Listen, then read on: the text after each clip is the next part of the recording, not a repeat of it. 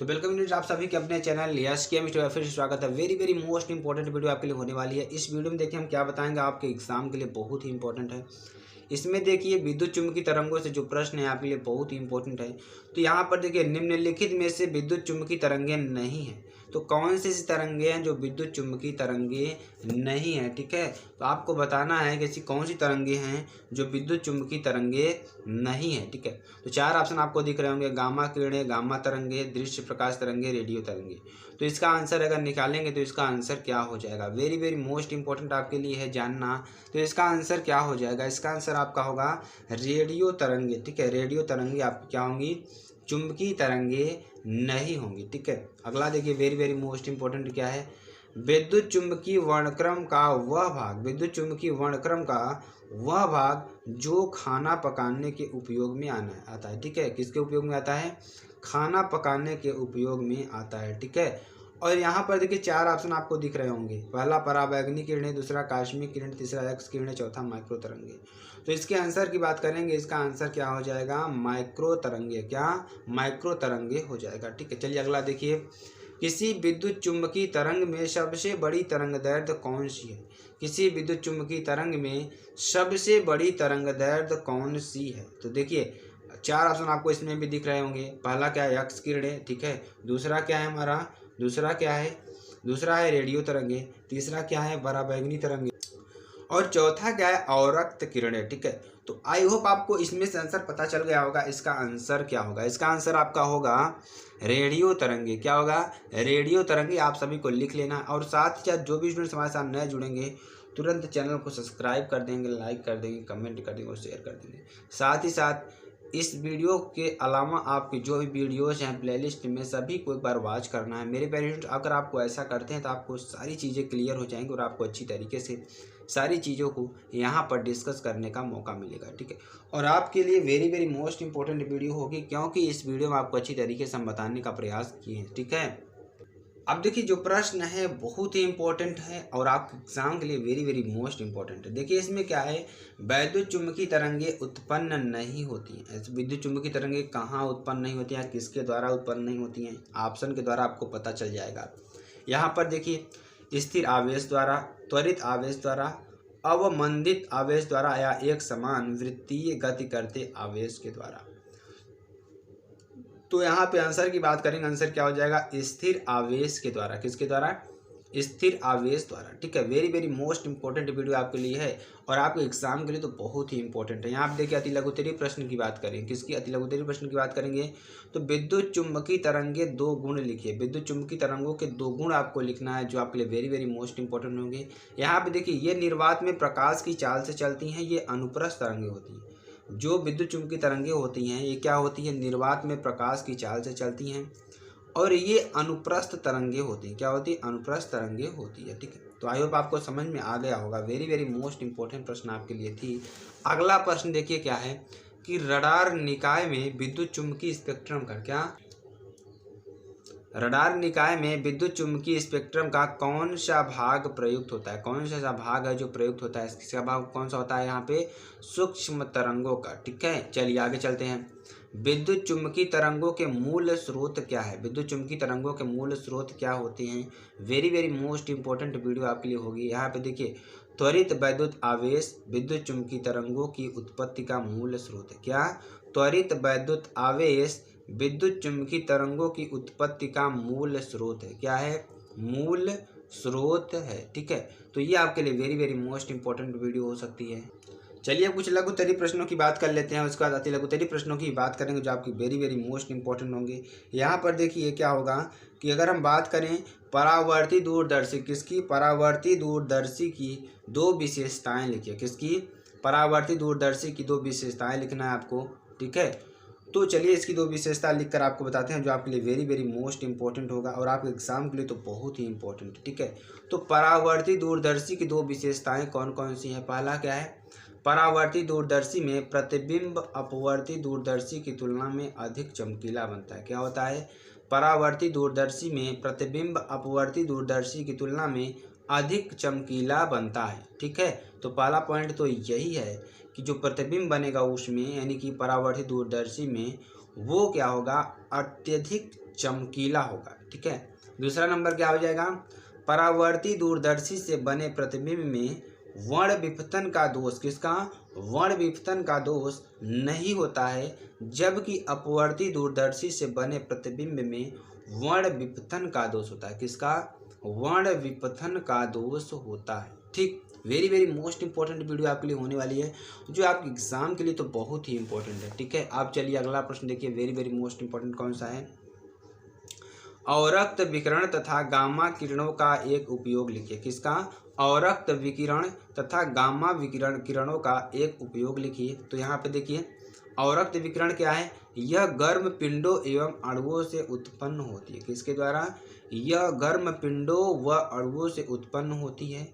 इसका तरंग दैर्घ्य क्या होता है, 4 × 10⁻⁷ मीटर से 4 × 10⁻³ मीटर तक होता है। ठीक है, इसके आवृत्ति का उपयोग, जो इसकी आवृत्ति है, इसका उपयोग पौध घरों में पौधों को गर्म रखने में तथा अवरक्त विकिरण से सिंचाई की जाती है। क्या, अवरक्त विकिरण से भी सिंचाई की जाती है। ठीक है, अब देखिए आगे क्या है, आप बस बने रहिए। ठीक है, गामा किरणें, इसका तरंग दैर्घ्य 10⁻⁴ मीटर से 10⁻⁴ मीटर तक आवृत्ति तथा आवृत्ति क्या होगी, 3 × 10⁻22 हर्ट्ज से 3 × 10⁻18 हर्ट्ज तक होती है।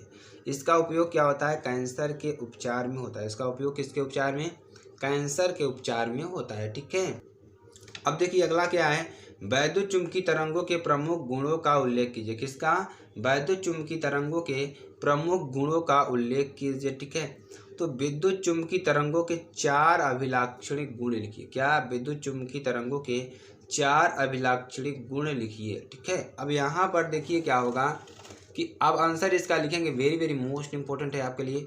तो देखिए पहला क्या है, इनकी ऊर्जा विद्युत तथा चुंबकीय क्षेत्रों में विभाजित होती है। इनकी जो ऊर्जा है विद्युत तथा चुंबकीय क्षेत्रों में क्या होती है, विभाजित होती है। ठीक है, और देखिए ये तरंगे त्वरित आवेशित कणों द्वारा उत्पन्न होती है। किसके द्वारा, त्वरित आवेशित तरंगों द्वारा उत्पन्न होती हैं। ठीक है, जो ये तरंगे होती हैं किसके द्वारा, त्वरित आवेशित तरंगों के द्वारा उत्पन्न होती हैं। ये तरंगे प्रकाश की भांति परावर्तित तथा अपरिवर्तित होती हैं। जो ये तरंगे होती हैं प्रकाश की भांति क्या होती हैं, परावर्तित तथा अपरिवर्तित होती हैं। ठीक है, अब चौथे नंबर की बात करेंगे, तो इन तरंगों के संचरण के लिए, क्या के लिए, इन तरंगों के संचरण के लिए माध्यम की आवश्यकता नहीं होती। ठीक है, तो इन तरंगों के संचरण के लिए किसकी, माध्यम की आवश्यकता नहीं होती है। ठीक है, अब देखिए अगला क्या है, ये तरंगे निर्वात में 1/√μ0ε0 वेग से संचरित होती हैं। क्या, ये तरंगे निर्वात में 1/√μ0ε0 वेग से क्या होती हैं, संचरित होती हैं, जिसका मान निर्वात में प्रकाश के वेग के बराबर होता है। जिसका मान क्या होगा, निर्वात में प्रकाश का वेग कितना होता है, 3 × 10⁸ मीटर प्रति सेकंड के बराबर होता है। ठीक है, अगला देखिए, निर्वात में इन तरंगों के, क्या, निर्वात में इन तरंगों के विद्युत तथा चुंबकीय क्षेत्रों का अनुपात प्रकाश के वेग के बराबर होता है। क्या होता है, प्रकाश के वेग के बराबर होता है, या E/B = C, यानी बराबर क्या हो जाएगा, 3 × 10⁸ मीटर प्रति सेकंड। क्या होगा, 3 × 10⁸ मीटर प्रति सेकंड। अगला देखिए क्या है, मैक्सवेल का, क्या, मैक्सवेल का प्रकाश के संबंध में वैद्युत चुंबकीय तरंग सिद्धांत का उल्लेख कीजिए। ठीक है, तो मैक्सवेल का प्रकाश के संबंध में वैद्युत चुंबकीय तरंग सिद्धांत का उल्लेख कीजिए। और देखिए इसका आंसर क्या हो जाएगा, आंसर भी आपको अच्छी तरीके से समझाएंगे और आपको बताने का प्रयास करेंगे, और हमारे साथ आप लोग सभी लोग जुड़े रहिए। ठीक है, और आपको अच्छी तरीके से हम बताने का प्रयास करें। यहाँ पे देखिए मैक्सवेल का विद्युत चुंबकीय तरंग सिद्धांत क्या होता है। ठीक है, तो मैक्सवेल ने विद्युत चुंबकीय तरंग सिद्धांत के अनुसार, यानी कि मैक्सवेल ने विद्युत चुंबकीय तरंग सिद्धांत के अनुसार जब किसी विद्युत परिपथ में, किसमें, जब किसी विद्युत परिपथ में प्रवाहित विद्युत धारा, क्या, प्रवाहित विद्युत धारा बहुत उच्च आवृत्ति से परिवर्तित होती है, तो यानी कि जब किसी विद्युत परिपथ में जो धारा हम प्रवाहित करते हैं या उसमें हम भेजते हैं तो बहुत उच्च आवृत्ति से परिवर्तित होती है। क्या होती है, बहुत उच्च आवृत्ति से क्या होती है, परिवर्तित होती है। अर्थात परिपथ में उच्च आवृत्ति के विद्युत दोलन होते हैं। क्या होते हैं? परिपथ में उच्च आवृत्ति क्या होते हैं? विद्युत क्या होते हैं? दोलन होते हैं। ठीक है। अब देखिए, अथवा कोई आवेशित कण, क्या कोई आवेशित कण त्वरित गति, क्या त्वरित गति करता है तो उसकी ऊर्जा तरंगों के रूप में उत्सर्जित होने लगती है। जो उसकी ऊर्जा है तरंगों के रूप में उत्सर्जित होने लगती है। इन तरंगों के संचरण के लिए, क्या इन तरंगों के संचरण के लिए किसी माध्यम की आवश्यकता नहीं होती है। क्या इन तरंगों के संचरण के लिए किसी माध्यम की आवश्यकता नहीं होती है, इसलिए इन्हें विद्युत चुम्बकीय तरंगे कहते हैं। क्या कहते हैं? विद्युत चुम्बकीय तरंगे कहते हैं। विद्युत चुम्बकीय तरंगों में विद्युत एवं चुम्बकीय क्षेत्र परस्पर लंबवत तथा तरंग संचरण की दिशा के भी लंबवत होते हैं। देखिए, आपको दिखने से दिख रहा होगा, ये मान लेते हैं हम, कोई हमारा क्या है, देखिए ये हमारा क्या है, विद्युत क्षेत्र है, ये हमारा चुम्बकीय क्षेत्र है। ठीक है, तो ये आपको अच्छी तरीके से समझ में आ रहा होगा। वेरी वेरी मोस्ट इंपॉर्टेंट है आपके लिए जानना। ठीक है, तो ये क्षेत्र के साथ साथ समान कला में आवृत्ति रूप से अपवर्ती रूप में परिवर्तित होते हैं। ठीक है, चूंकि विद्युत तथा चुम्बकीय क्षेत्र बिना माध्यम के भी उत्पन्न हो सकते हैं, अतः विद्युत चुम्बकीय तरंगें निर्वात में भी चल सकती हैं। मैक्सवेल ने गणना द्वारा भी सिद्ध किया कि निर्वात में विद्युत चुम्बकीय तरंगें 3 × 10⁸ मीटर प्रति सेकंड की चाल से चलती हैं। ठीक है, जो कि निर्वात में प्रकाश की चाल के बराबर हैं। ठीक है, अब इस आधार पर मैक्सवेल ने यह निष्कर्ष प्राप्त किया कि प्रकाश विद्युत चुम्बकीय तरंगों के रूप में संचरित होता है। Very very most important video आपके लिए है और आप एग्जाम के लिए तो बहुत ही इंपॉर्टेंट है। ठीक है, चलिए कुछ आंकिक प्रश्नों को पढ़ लेते हैं जो आपके लिए बहुत ही इंपॉर्टेंट है। एक फोटान की ऊर्जा तथा संवेग में संबंध लिखिए। किसमें? एक फोटान की ऊर्जा तथा संवेग में आपको संबंध लिखना है। वेरी वेरी मोस्ट इंपॉर्टेंट है। तो यदि फोटान की ऊर्जा ई तथा संवेग पी है तो फोटान का संवेग क्या हो जाएगा? P =hv/c। क्या hv/c =e/c। क्या हो जाएगा? e/c। Very very most important आपके लिए है। ठीक है, चलिए आगे देखते हैं। अगला क्वेश्चन क्या है? Very very most important. एक फोटान की ऊर्जा 30 इलेक्ट्रॉन वोल्ट है। कितना? 30 इलेक्ट्रॉन वोल्ट है। इसका संवेग ज्ञात करना है। ठीक है, तो अब देखिए प्रश्न थोड़ा ढक गया यहाँ पर। देखिए, एक फोटान की ऊर्जा कितनी है? 30 इलेक्ट्रॉन वोल्ट है। इसका संवेग ज्ञात करना। क्या ज्ञात करना है? इसका संवेग ज्ञात करना है और बहुत ही इंपॉर्टेंट है आपके लिए प्रश्न। ठीक है, और आपके एग्जाम के दृष्टिकोण से तो बहुत ही इंपॉर्टेंट है। अभी स्टूडेंट्स आपको सारी चीज़ें क्लियर हो जाएंगी इसमें। देखिए ई बराबर क्या है? P है। अब देखिए P बराबर क्या हो जाएगा? P बराबर हो जाएगा E/c। ठीक है, P यही रखेंगे और C को क्या कर देंगे? पंचांतर कर देंगे। ठीक है, पंचांतर करेंगे तो क्या हो जाएगा? P बराबर E/c हो जाएगा। अब यहाँ पर देखिए P बराबर क्या हो जाएगा? 30 × 1.6 × 10⁻19। ठीक है, अपान 3 × 10⁸ किलोग्राम मीटर प्रति सेकेंड। अब यहाँ पर देखिए क्या हो जाएगा? 16 × 10⁻19 - 8 किलोग्राम मीटर प्रति सेकेंड। तो यहाँ से P बराबर क्या हो जाएगा? 16 × 10⁻27 किलोग्राम मीटर प्रति सेकेंड। क्या? किलोग्राम मीटर प्रति सेकेंड। ठीक है, अब चलिए यहाँ पे क्या होगा? अगला प्रश्न देखिए, वेरी वेरी मोस्ट इंपॉर्टेंट ये भी है। 12.8 मिलियन इलेक्ट्रॉन वोल्ट ऊर्जा वाले, क्या 12.8 मिलियन इलेक्ट्रॉन वोल्ट ऊर्जा वाले न्यूट्रॉन की डी ब्रॉगली तरंगदैर्घ्य की गणना कीजिए। किसकी? डी ब्रॉगली तरंगदैर्घ्य की गणना कीजिए। ठीक है, अब यहाँ पर देखिए क्या होगा? न्यूट्रॉन की गतिज ऊर्जा के बराबर क्या हो जाएगी? 12.8 मिलियन इलेक्ट्रॉन वोल्ट। क्या हो जाएगा गतिज ऊर्जा इसकी? 12.8 मिलियन इलेक्ट्रॉन वोल्ट। ठीक है, अब यहाँ से देखिए 12.8 × 10⁻6 × 1.6 × 10⁻19 जूल। अब न्यूट्रॉन का द्रव्यमान क्या हो जाएगा? m = 1.67 × 10⁻27 kg। ठीक है, अब प्लांक नियतांक की बात करेंगे। h बराबर क्या हो जाएगा? 6.6 × 10⁻34 जूल सेकेंड। ठीक, अब यहाँ से देखिए एक फार्मूला आपको निकलेगा 2mk। यहाँ पे 2 इधर हो गया है, m इधर 2mk। तो यहाँ पे देखिए क्या किए हैं हमने?